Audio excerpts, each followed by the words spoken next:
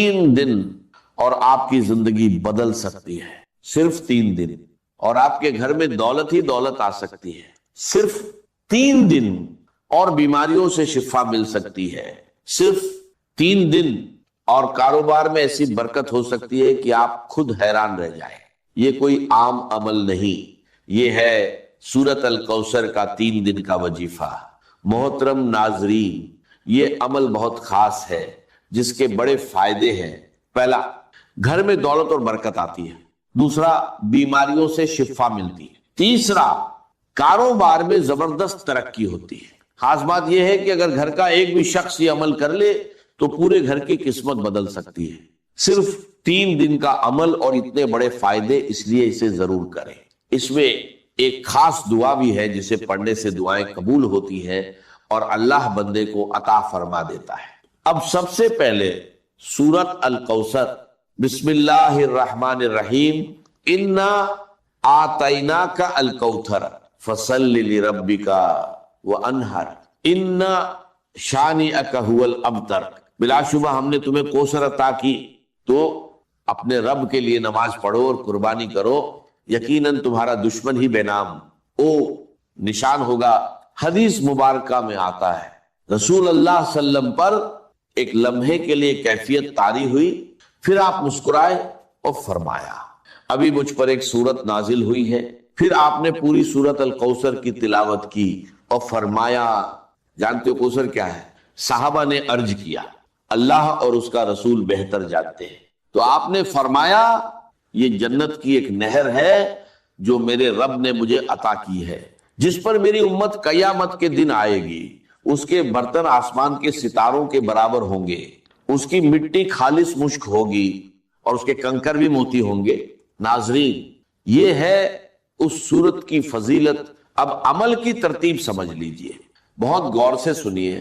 سب سے پہلے درود پاک، صرف 7 مرتبہ درود ابراہیمی جو ہم نماز میں پڑھتے ہیں، اللہم صلی علی محمد وعلی آل محمد کما صلیت علی ابراہیم وعلی آل ابراہیم انک حمید مجید، اللہم بارک علی محمد وعلی آل محمد کما بارکت علی ابراہیم وعلی آل ابراہیم انک حمید مجید۔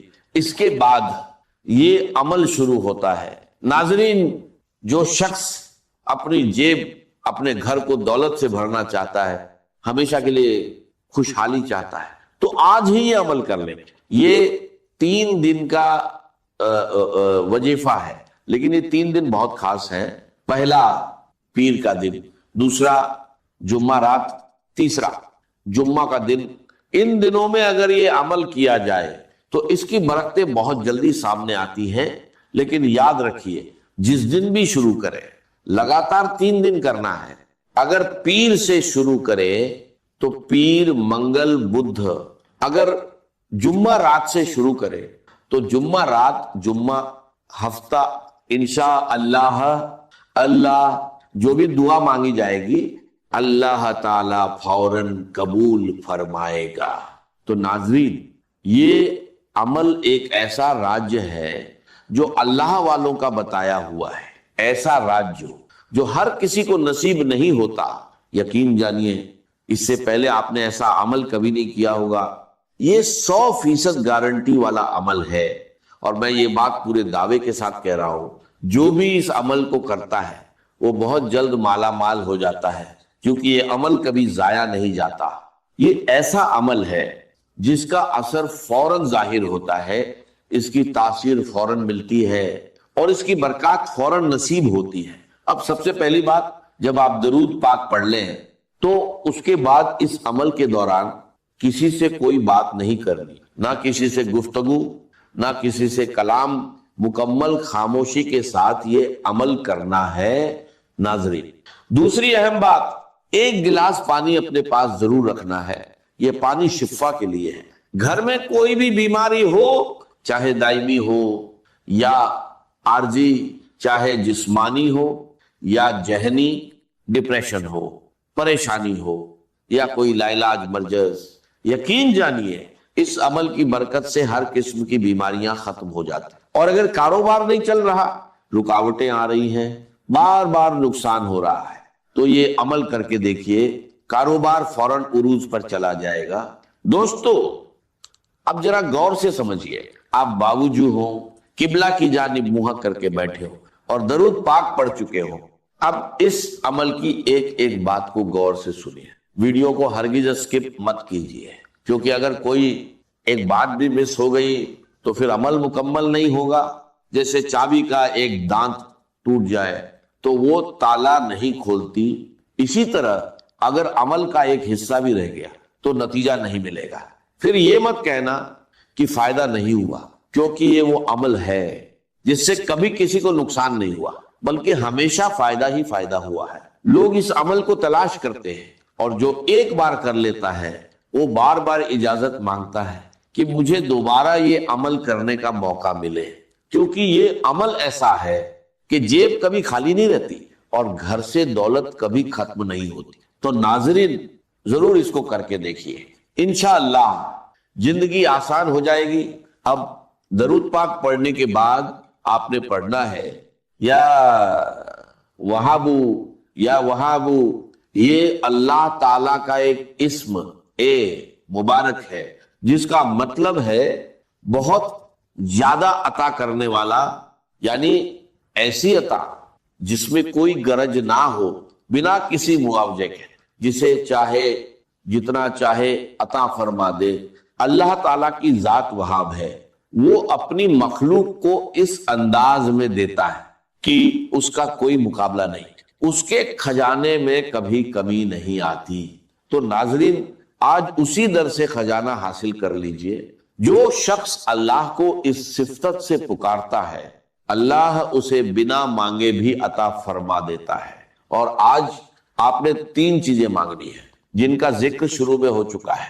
ये तीनों चीजें इसी एक अमल से हासिल हो जाएंगी। और अगर छोटे छोटे फायदे बयान करने लगूं तो आप हैरान रह जाएंगे, रिजक के दरवाजे खुल जाते हैं, अल्लाह का फजल और उसकी रहमत बरसने लगती। तो आपने इस इस्म ए पाक को सिर्फ 12 मर्तबा पढ़ना है। उसके बाद दूसरा इस्म ए पाक या रज़्ज़ाक़ु, जिसका मतलब है रिज़्क़ देने वाला, बहुत ज्यादा देने वाला। ये वो इस्म है जिसे पढ़ने वाले माला माल हो जाते हैं। लेकिन यहां भी ज्यादा तादाद नहीं, सिर्फ थोड़ी सी तादाद में पढ़ना है। जब ये तमाम अज़कार एक साथ पढ़े जाते हैं तो इनकी तासीर कई गुना बढ़ जाती है। अगर आपके पास कोई जरिया आमदन नहीं तो जरिया भी बन जाता है, चाहे आप अमीर हो या गरीब, फकीर हो या तंगदस्त, अल्लाह सब पर करम फरमाता है और सबको माला माल कर देता है। जो शख्स गनी होना चाहता है, दौलत हासिल करना चाहता है, वो ये अमल करके देखे, यकीन जानिए अपनी जगह से उठने से पहले अल्लाह उसे नवाज देता है। अगर कोई रुकावट है, कारोबारी मसाइल, शादी के मसाइल, रिश्तों के मसाइल, घर की नाफरमानियां या कर्ज का बोझ, तो ये अमल कीजिए। अल्लाह गैबी मदद फरमाता है और कर्ज अदा होने के असबाब पैदा हो जाते हैं। अगर आप गैबी मदद देखना चाहते हैं तो ये अमल जरूर कीजिए। नाजरीन, ये हर मकसद के लिए है और वो 3 बड़े फायदे, दौलत, कारोबार की बरकत और शिफा, ये सब आपको इसी अमल से मिलेंगे। अब एक गिलास पानी जो आपने पास रखा है उसे उस शख्स को पिलाए जो बीमार है या परेशान हाल है। अगर खुद आप बीमार हैं, सर दर्द, मिदा, कमर दर्द, जोड़ों का दर्द या कोई भी बीमारी, अल्लाह के फजल से इस पानी के जरिए शिफा नसीब होगी, क्योंकि इसमें आपको सूरह कौसर भी पढ़नी है। अब मैं सूरह कौसर की बात करता हूं, लेकिन सबसे पहले जो इस्म ए पाक मैंने आपको बताया था, यानी या रज़्ज़ाक़ु, उसके कमालात देखें जब आप इसे पढ़ेंगे। इसकी बरकत से रोजी के सिलसिले में नई नई राहें खुलती हैं, नई जगहों से रिज़्क़ के असबाब पैदा होते हैं। ये अमल रिज़्क़ की परेशानियों से निजात देता है और इंसान के लिए मालदारी और इज्जत के रास्ते खोलता है। जो लोग रोजी में बरकत और कामयाबी चाहते हैं वो ये अमल करें, अल्लाह का फजल जरूर देखेंगे। जो शख्स खास दुआ में शामिल होना चाहता है وہ ایک بار درود پاک پڑھ کر اس کا ثواب بخش دے، انشاءاللہ اسے دعاؤں میں یاد رکھا جائے گا، کیونکہ دعا سے تقدیر بدل جاتی ہے۔ یہ عمل ہر کوئی کر سکتا ہے، امیر غریب مرد عورت بچے بزرگ، بس ناپاک حالت میں عورتیں نہ کریں۔ اس کے لیے کوئی خاص دن یا وقت کی پابندی نہیں، لیکن فجر یا عشاء کے بعد کرنا بہتر ہے، یا رزاقو کا وظیفہ انگلیوں یا تسبیح پر پڑھ سکتے ہیں۔ کوشش کریں کہ تنہائی میں سکون اور خشوع کے ساتھ پڑھیں، 23 بار یا رزاقو پڑھیں، پھر سورہ کوثر پڑھیں، بسم اللہ الرحمن الرحیم انا اعطیناک الکوثر، پھر یہ دعا 3 بار پڑھے، لا الہ الا اللہ سبحان الشافی الکافی، ترتیب یاد رکھے، یا وہابو یا رزاقو، سورہ کوثر دعا، اس میں کوئی آگے پیچھے یا کمی بیشی نہ کرے اور بیچ میں کسی سے بات نہ کرے۔ عمل کے بعد وہیں بیٹھ کر دعا کرے۔ اگر رات کو کرے تو وضو کے ساتھ سو جائیں، صبح مقدر چمک اٹھے گا۔ اگر صبح کرے تو پورا دن کامیابی ملے گی۔ عمل کے بعد سامنے رکھا پانی کا گلاس لے، اس پر دم کرے اور 3 گھونٹ میں پی لے، ہر بار بسم اللہ پڑھ کر۔ اگر گھر میں زیادہ لوگ ہیں تو اسی پانی کو بڑھا کر سب کے لیے استعمال کر سکتے ہیں، لیکن گھر سے باہر کسی کو نہ دیں۔ اب سورہ کوثر کا طریقہ تھوڑا خاص ہے، اس کی اہمیت بہت زیادہ ہے۔ اسے سورت شفا بھی کہا جاتا ہے، جو روشنی اور نور کی طرح انسان کی زندگی کو چمکا دیتی ہے۔ کبھی اسے گرہن بھی لگ جاتا ہے، دن بھر میں یہ 3 حالات بدلتا ہے، صبح اور شام ہلکا اور دوپہر میں تیز۔ لیکن قرآن پاک کی یہ سورت سورہ کوثر اتنی روشن ہے کہ پوری دنیا کو چمکا دیتی ہے، پورے گھر کو روشن کر دیتی ہے۔ جو بھی اسے پڑھتا ہے وہ خود بھی چمک جاتا ہے اور اس کی نسلیں بھی اس کی برکت سے روشن ہو جاتی ہیں۔ آج بہت سے لوگ اپنی بے علمی اور جہالت کی وجہ سے قرآن سے دور ہیں، جبکہ قرآن میں شفا، رزق، دولت اور عزت سب کچھ موجود ہے۔ میں چاہتا ہوں کہ کوئی بھی محروم نہ رہے، جو یہ عمل کرے گا انشاءاللہ کامیاب ہوگا، لیکن خوش نصیب ہی اسے پورا کر پاتے ہیں۔ طریقہ یہ ہے کہ سورہ کوثر ہر بار بسم اللہ الرحمن الرحیم کے ساتھ پڑھیں، کیونکہ بسم اللہ سے شروع کیا گیا کام کبھی ادھورا نہیں رہتا۔ یہ عمل بہت اثردار ہے اور لوگوں کو اس سے شفا اور راحت ملی ہے۔ سورہ کوثر کو سورت شفا بھی کہا جاتا ہے، جو رزق اور برکت میں اضافہ کرتی ہے۔ ایک واقعے سے بھی پتا چلتا ہے کہ بسم اللہ میں بڑی برکت ہے، یہ انسان کو بیماریوں اور آفتوں سے بچانے کا ذریعہ بنتی ہے۔ اگر دعا قبول نہ ہو رہی ہو تو سورہ کوثر پڑھ کر دعا کرے، انشاءاللہ قبول ہوگی۔ قرآن ہر انسان کے لیے ہے، بیمار کے لیے شفا، غریب کے لیے سہارا، کمزور کے لیے طاقت، گمراہ کے لیے ہدایت۔ آج بھی اتنے سالوں بعد قرآن کی برکت ویسی ہی ہے۔ جب انسان ہر طرف سے مایوس ہو جاتا ہے اور قرآن کی طرف آتا ہے تو اللہ اس کے لیے راستے کھول دیتا ہے۔ اب عمل کا طریقہ، سورہ کوثر 113 بار پڑھیں، ہر بار بسم اللہ کے ساتھ، پھر دعا 3 بار پڑھیں، آخر میں درود پاک پڑھیں، دعا مانگیں، پانی پر دم کر کے پی لیں، انشاءاللہ اللہ اپنے فضل سے عطا فرمائے گا۔ آخر میں دعا ہے کہ اللہ تعالی ہماری سننے اور بتانے کو اپنی بارگاہ میں قبول فرمائے، آمین۔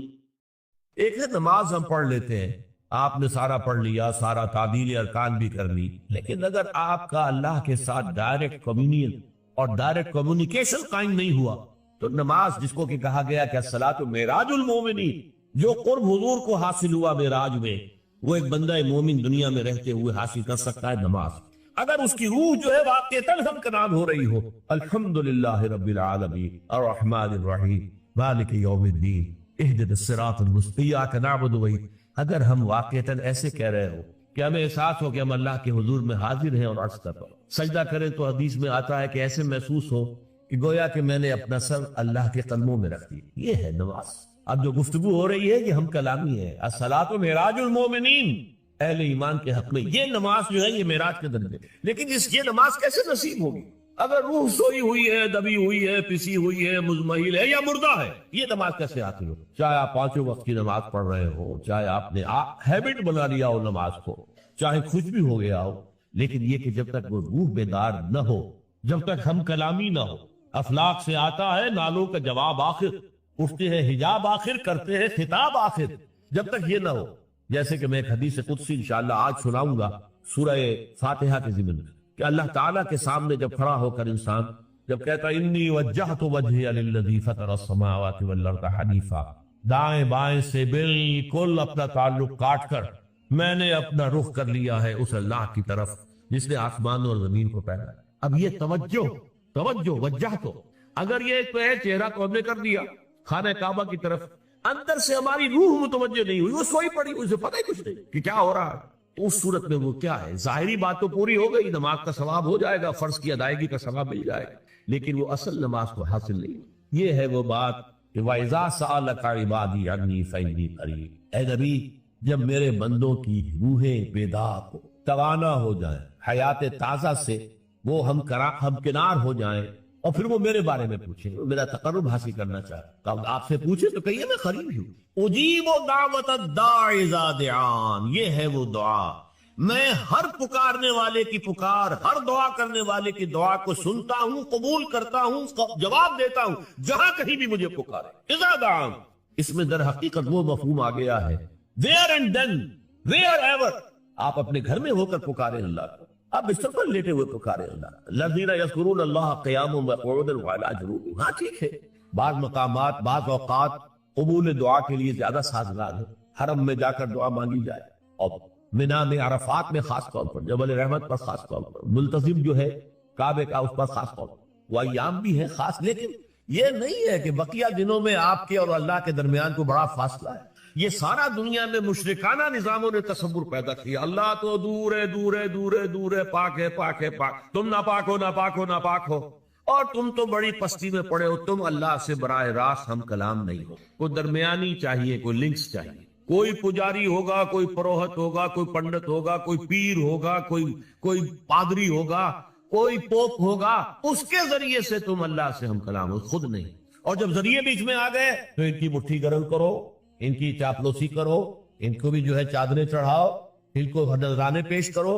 یہ ہے بدترین ایکسپلائٹیشن جو مذہب کے ذریعے سے نوع انسانی کی. یہ دو ایکسپلائٹیشن دنیا میں ہوئی ہے تاریخ انسانی میں. ایک بادشاہوں کی طرف سے خراج دو ہمیں، محنت تم کرو گے کھیت میں، آدھا حصہ ہمارے پاس آئے گا، ہم ایش کریں گے، ہم سٹینڈنگ آرمیز رکھیں گے تاکہ ذرا تم بغاوت کرو تو تمہارا سر کچل دیا جائے. یہ ایکسپلائٹیشن بدترین. مانگنے والا گدا ہے، صدقہ مانگے یا خراج. دوسری طرف ہم بادشاہ ہیں، ہم چندر بنسی سورج بنسی خاندان ہیں، ہم راجپوت ہیں، حکومت کرنا ہمارا حق ہے. اور یہ پنڈت پروہت جو ہے وہ بھی کہیں گے کہ ٹھیک ہے، نصف لی و نصف لک وہذا قوم جاہلون. یہ عوام جو ہے ان کا خون چوسو، ہمیں یہ نذرانے پیش کریں، بتوں کو آ کے چڑھائیں اور تمہیں خراج دیں اور ٹیکس دیں. They are to be exploited. exploit ہو. اسلام نے آ کر دونوں کا خاتمہ، کوئی ملوکیت نہیں. زکوٰۃ ہے تو غربا کے لیے، بادشاہ کے لیے نہیں ہے، یہ تو غربا کے لیے، لہذا کوئی ٹیکس نہیں. نمبر دو، اللہ سے ہم کلام ہونے کے لیے کسی دربان، کسی جو ہے پہرے دار کی مٹھی گرم کرنے کی ضرورت نہیں. جب چاہو ہم کلام ہو جائے. دل کے آئینے میں ہے تصویر یار، جب ذرا گردن جھکائی دیکھ لی. یہ تو تم ہماری طرف متوجہ نہیں ہوتے. ہم تو ہر وقت کہتے ہیں، ہر شب کو آخری لمحات جو ہے، آخری جو گھنٹے ہیں رات کے، سمائے دنیا تک ہم نزول فرما دیتے ہیں تمہارے لیے. اور پکارنے والا پکارتا ہے، حل من مستغفر فاغفر له، ہے کوئی استغفار کرنے والا کہ میں اسے بخش دوں. حل من سائل فاعطیہ، ہے کوئی مانگنے والا کہ میں اسے عطا کروں. تم ہی سوئے رہتے ہو، الٹا غفیر رہتے ہو، تمہیں ہماری طرف توجہ نہیں ہے. اگر ہماری طرف متوجہ ہو جاؤ تو جیسے کہ اقبال نے کہا کہ میرے لیے یہ دربان جو ہے پیران کلیسا کو کلیسا سے اٹھا دو. کیوں خالق و مخلوق میں حائل رہے پر ایسا معاشرتی نظام کہ جس سے بدکاری کو، زنا کو بالکل نکال دیا جائے، خاندانی نظام کو مستحکم کیا جائے. پھر آپ اس سے آگے بڑھیے، اس میں وہ احکام بھی ہے جن کا تعلق معاشیات سے ہے. سود حرام ہے، سٹا حرام ہے، فارورڈ ٹریڈنگ کی اکثر شکلیں حرام ہے، یہ پہلے سے جو فصلوں کے سودے ہو جاتے ہیں حرام ہے. یہ ساری چیزیں کیا ہے؟ ان کا تعلق معاشیات سے ہے. پھر اس میں سیاست بھی ہے، قانون فوجداری بھی ہے، قانون دیوانی بھی ہے، قانون وراثت بھی ہے، قانون شہادت بھی ہے.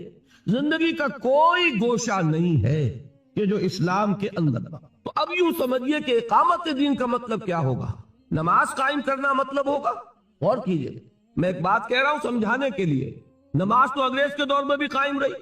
روزے تو انگریز کے دور میں بھی رکھے جاتے رہے، تو نماز لوگ زیادہ پڑھنے لگے۔ فرض کیجئے کہ کسی ملک کے اندر نماز جو ہے وہاں کے 100% لوگ پڑھنے لگے، لیکن اللہ کا قانون رائج نہ ہو تو کیا دین قائم ہو گیا؟ غور کیجئے اس بات پر کہ ہمارا تصور جب بھی آتا ہے دین کا، چونکہ ہماری 6 نسلیں 8 نسلیں غلامی میں بیت گئی ہیں، یہاں وہی بیٹھے ہیں ہندوستان پاکستان کے لوگ، ہماری نسلیں غلامی میں بیتی، اب ہوتے ہوتے ہماری ذہنیت بدل گئی، تصورات بدل گئے۔ وہ تو ایک نسل میں ہی فرق ہو جاتا ہے کہ جو یہ کہ 6 نسلیں گزر گئی ہوں، کس حالت میں گزری کہ نماز بھی ہے، روزہ بھی ہے، زکوٰۃ بھی ہے، حج بھی ہے، شادی بیاہ بھی ہے، نکاح بھی ہے، عقیقہ بھی ہے، عیدین بھی ہے، یہ سب کچھ تو ہے، لیکن اسلام کا قانون نہیں، نہ فوجداری، نہ دیوانی، نہ قانون وراثت، نہ اس کے معاشی احکام کی کسی کو پرواہ۔ بینک قائم ہے، دھڑلے سے قائم ہے، بڑے بڑے حاجی اور نمازی لوگ اس بینک سے قرضے لے کر کاروبار کر رہے ہیں، بڑی بڑی مسجدوں کے متولی اور منتظم وہ ہاؤس بلڈنگ فائنانس کارپوریشن سے قرض لے رہے ہیں، مکان بنا رہے ہیں، محل تعمیر کر رہے ہیں۔ یہ ہوا کہ نہیں ہوا؟ یہ اس طریقے سے ذہنیت بدلی کہ وہ تصور ہی ذہن سے نکل گیا کہ یہ بھی کوئی دین کا حصہ ہے، ہمارا تصور یہی رہ گیا۔ لہذا کسی شخص کے دل میں دینی جذبہ پیدا ہوتا ہے تو بڑا تیر مارے گا، نماز زیادہ پڑھنی شروع کر دے گا، ابھی پہلے فرض پڑھ رہا تھا تہجد بھی پڑھنی شروع کر دے گا، لیکن یہ خیال نہیں آئے گا کہ میرا دین صرف نماز روزے کا دین نہیں ہے، میرا دین تو مکمل زندگی کا دین ہے، میرا دین تو پامال ہے، اللہ کا دین تو مغلوب ہے، اللہ کا قانون جو ہے اس کے دھجیاں بکھر رہی ہیں، انسانوں کے بنائے ہوئے قانون چل رہے ہیں۔ اس پورے 3 جو حصے ہیں، سماجی نظام، معاشی نظام، سیاسی نظام، اس میں پورے دین کو قائم کرنا اقامت دین ہے۔ یہ ہے ان اقیم الدین ولا تتفرقوا فیہ۔ یہ کیسے ہوگا؟ جبکہ مل جل کر کام کرو، ایک جمعیت ہو، تفرقہ ہو آپ کا انہی چیزوں میں تفرقہ ہو جس پر کل میں بیان کر چکا ہوں، نور و بشر کا جھگڑا نہ چکے، علم غیب کا مسئلہ ہی حل نہ ہو، تو کہاں جمع ہوگے اور کہاں دین قائم کرو گے؟ دست و گریبان رہو گے آپس میں۔ لہذا ان اقیم الدین ولا تتفرقوا فیہ، یہ اقامت دین۔ اس میں ذرا ہو سکتا ہے کہ کچھ حضرات اگر قرآن مجید کے تراجم کنسلٹ کریں تو انہیں احساس ہو کہ شاید میں نے ترجمے میں کچھ اونچ نیچ کر دی ہے، اس لیے کہ بعض حضرات نے ترجمہ کیا ہے قائم رکھو دین کو۔ غور کیجئے، قائم کرو دین کو اور قائم رکھو دین کو، فرق کیا ہے اس میں؟ قطعاً کوئی فرق نہیں۔ دین قائم ہے تو قائم رکھو، قائم نہیں ہے تو رکھو کس کو؟ پہلے قائم کرو پھر قائم رکھو۔ سیدھی سی بات یہ ہے، خیمہ ہے، خیمہ اگر کھڑا ہے تو اسے کھڑا رکھنا ہے، اگر تیز آندھی آ رہی ہے تو آپ کیا کریں گے؟ کھڑا رکھنے کی کوشش کریں گے، اس کے پھوٹے خوب اچھی طرح مضبوط کریں گے، رسیوں کو دیکھ لیں گے کمزور تو نہیں، ہو سکتا ہے اس کے بانس کو پکڑ کر کھڑے رہنا پڑے، رسیوں کو پکڑ کر ایک آدمی کھڑا رہے کہ خیمہ گر نہ جائے۔ کھڑا ہے، کھڑا رکھنا ہے، گرنے نہیں دینا، اور اگر گر گیا ہے تو اس کو کھڑا کرے۔ اس کو یوں سمجھیے کہ اگر کوئی شخص خلافت راشدہ میں پیدا ہو جاتا تو اسے دین قائم کرنا نہیں ہے، وہ قائم تو کر گئے محمد الرسول اللہ صلی اللہ علیہ وسلم۔ وہ محنت، وہ جد و جہد، وہ کوشش، وہ قربانیاں، وہ ایثار، وہ جہاد، وہ قتال، اس کے نتیجے میں دین قائم کر گئے۔ اب قائم رکھنا ہے، کوئی فتنہ ایسا نہ آئے کہ اس کو ختم کر دے۔ کیا ہوا تھا؟ جنہوں نے زکوٰۃ کا انکار کیا وہ گویا کہ اس دین کو ختم کرنے کے در پہ تھے۔ ایک آندھی آئی اور ابو بکر صدیق سینہ سے پر ہو گئے رضی اللہ تعالیٰ عنہ۔ نئے مدعیان نبوت کھڑے ہو گئے، وہ اس خیمے کو گرانے کی کوشش تھی، محمد کی نبوت کا اعتبار ختم کرنا تھا صلی اللہ علیہ وسلم، تو اس دین کو قائم رکھنا تھا، کھڑے ہو گئے، ان کے ساتھ قتال کیا۔ سینکڑوں حفاظ ایک جنگ میں شہید ہوئے، جنگ یمامہ، اور یہ کس سے تھی؟ یہ نئے مدعی نبوت سے جنگ تھی۔ تو یہ کیا ہو رہا ہے؟ ابو بکر صدیق کے زمانے میں دین کو قائم رکھا جا رہا ہے کہ حضور قائم کر کے حوالے کر گئے، اب اسے قائم رکھنا ہے۔ اور اب ہم جس حال میں ہے، قائم ہے دین تو رکھے کس کو؟ اصل میں یہ ہے مغالطہ، قائم کرو اور پھر قائم رکھو، یہی ہے۔ تو نتیجے کے اعتبار سے کوئی فرق واقع نہیں۔ تو یہ ہے اقامت دین، اور یہ بات جان لیجئے کہ اقامت دین سے وہ نماز کی میں نے جو مثال دی ہے کہ آپ یہ نہ سمجھنا میں نماز کی توہین کر رہا ہوں، ہر چیز اپنی جگہ پر آئے گی۔ دین کو قائم کرنے کے لیے جو تربیت درکار ہے اس کا سب سے بڑا ستون جو ہے وہ نماز ہے، لیکن دین کو قائم کرنا اس کے تقاضے کچھ اور ہیں۔ ایک مکمل نظام زندگی کی حیثیت سے اس کو برپا کرنا، قائم کرنا، غالب کرنا۔ تیسری اصطلاح وہ ہے جو قرآن مجید میں 3 مرتبہ آئی حضور کی بعثت کے ضمن میں، هو الذی ارسل رسولہ بالہدی ودین الحق لیظہرہ علی الدین کلہ، وہی ہے اللہ جس نے بھیجا اپنے رسول کو صلی اللہ علیہ وسلم الہدی یعنی قرآن حکیم اور دین حق دے کر تاکہ غالب کرے اسے کل کے کل دین پر۔ یہ دین کا غلبہ، اس کے کیا معنی؟ دین کے معنی لفظی طور پر ہے اطاعت۔ اطاعت کا ایک نظام ہے، جیسا کہ کل میں سمجھا چکا، اولاد والدین کی اطاعت کرے، شاگرد استاد کی اطاعت کرے، جو آپ کے چودھری ہیں، محلے کا چودھری ہے، آپ اس کا کہنا مانیے، لیکن ان تمام اطاعتوں پر اللہ کی اطاعت غالب ہو جائے۔ یہ ہے اظہار دین حق۔ جو اطاعت حقہ ہے، اللہ کی اطاعت حق ہے، اس اطاعت کو تمام اطاعتوں پر غالب کر دو، کوئی اطاعت بھی اس سے مستثنا نہ رہے۔ بات سمجھ میں آ گئی؟ لِيُظْهِرَهُ عَلَى الدِّينِ كُلِّهِ، یہ ہے 3 مرتبہ جو آیا مضمون قرآن مجید میں، سورہ صف میں، سورہ توبہ میں، سورہ فتح۔ تیسری اصطلاح کیا ہوئی؟ اظہار دین الحق علی الدین کلہ، عربی میں تو یوں بنے گی بات۔ چوتھی اصطلاح کیا ہے؟ یہ سورہ بقرہ میں بھی آیت آئی ہے اور سورہ انفال میں بھی۔ یہ دونوں صورتیں جو قرآن مجید سے کچھ واقفیت اور دلچسپی رکھتے ہیں وہ جانتے ہیں کہ یہ غزوہ بدر کے دونوں طرف ہے۔ سورہ بقرہ غزوہ بدر سے پہلے نازل ہوئی، سورہ انفال غزوہ بدر کے فوراً بعد نازل ہوئی۔ سورہ بقرہ میں کیا آیت ہے؟ قاتلوہم حتی لا تکون فتنۃ ویکون الدین للہ۔ سورہ انفال میں اور شاندار الفاظ کے ساتھ وقاتلوہم حتی لا تکون فتنۃ ویکون الدین کلہ للہ، کلہ کا اضافہ ہو گیا۔ یہ دونوں جو صورتوں کا زمانہ نزول ہے وہ کون سا ہے جبکہ قتال شروع ہو رہا ہے؟ پہلی جنگ کون سی ہے؟ غزوہ بدر بالفعل، اگرچہ 8 مہمیں حضور نے پہلے بھی بھیجی ہیں، تو گویا کہ جو ٹکراؤ اب شروع ہو گیا ہے اور اب تلواریں نیام سے باہر آ گئی۔ مکے میں تو اجازت نہیں تھی نا، مدینے میں تلواریں نیام سے باہر آ گئی، تو فرمایا ہے مسلمانوں اب جب کہ یہ تمہاری جد و جہد اس مرحلے میں داخل ہو گئی اور تمہاری تلواریں نیاموں سے باہر آ گئیں، دیکھنا اب یہ تلواریں نیاموں میں واپس نہ جائے جب تک فتنہ و فساد بالکل فرو نہ ہو جائے اور دین کل کا کل اللہ کے لیے نہ۔ فتنہ کیا ہے؟ زمین اللہ کی، اس کا صحیح کون حقدار ہے کہ اس کا حکم چلے؟ Allah. Rightful ruler of this world کون ہے؟ اللہ۔ اگر کوئی اور چلا رہا ہے اپنا قانون تو وہ کون ہے؟ باغی۔ اور جو اللہ کا وفادار ہے اس کا کیا فرض ہے؟ اس باغی کی سرکوبی، بغاوت کی سرکوبی، اور جس کا حق ہے اس کا حق اسے پہنچانا اللہ کا حق ہے۔ لہذا قاتلوہم حتی لا تکون فتنۃ ویکون الدین کلہ للہ۔ 4 اصطلاحات ہو گئی، چاروں تقریباً ہم معنی ہے، بات ایک ہی ہے جو کہی گئی ہے، 2 مکی صورتوں میں، مدنی صورتوں میں۔ 5ویں اصطلاح حدیث میں، وہ بھی میں سنا چکا ہوں، بعض چیزیں تو صرف یاد کر رہے ہیں ہم۔ حضور سے پوچھا گیا، ایک شخص جنگ کرتا ہے مال غنیمت کی خواہش کے تحت، ایک شخص جنگ کرتا ہے اپنی شجاعت کے اظہار کے لیے، میری تعریف ہو کہ بڑا بہادر ہے، ایک شخص جنگ کرتا ہے کسی قبائلی یا قومی حمیت و عصبیت میں، ان میں سے کون سا مجاہد فی سبیل اللہ ہے؟ آپ نے فرمایا ان میں سے کوئی مجاہد فی سبیل اللہ نہیں ہے۔ مجاہد فی سبیل اللہ صرف وہ ہے جو جنگ کرتا ہے صرف اس لیے لِتَكُونَ كَلِمَةُ اللَّهِ هِيَ الْعُلْيَا، تاکہ اللہ کی بات سب سے اونچی ہو جائے۔ علیا اعلیٰ کا مؤنث ہے، اعلیٰ سب سے بلند، علیا سب سے بلند، کلمہ چونکہ مؤنث ہے، لِتَكُونَ كَلِمَةُ اللَّهِ هِيَ الْعُلْيَا، تاکہ اللہ کی بات، اللہ کا کلمہ سب سے اونچا ہوگا۔ جیسے میں نے کل شرک میں بتایا، نہ اطاعت کی نفی کلی ہے، نہ محبت کی نفی کلی ہے۔ توحید کا تقاضا کیا ہے؟ تمام اطاعتوں پر غالب اطاعت اللہ کی، تمام محبتوں پر غالب محبت اللہ کی، تمام باتوں پر غالب بات اللہ کی۔ بس یہ اگر ہو گیا تو گویا اللہ کا دین قائم ہو گیا، گویا کہ اللہ بڑا ہو گیا، اللہ کی بڑائی نافذ ہو گئی، گویا کہ کل دین اللہ ہی کے لیے ہو گیا، گویا کہ اللہ کی بات سب سے اونچی ہو گئی۔ کہنے کے 5 انداز ہیں، لیکن یہ کہ اصل بات کیا ہے وہ ایک۔ اب سنیے، انجیل میں آخر یہ جب انجیل والوں کے اوپر بھی یہ بات لازم کی گئی تھی، سورہ شورا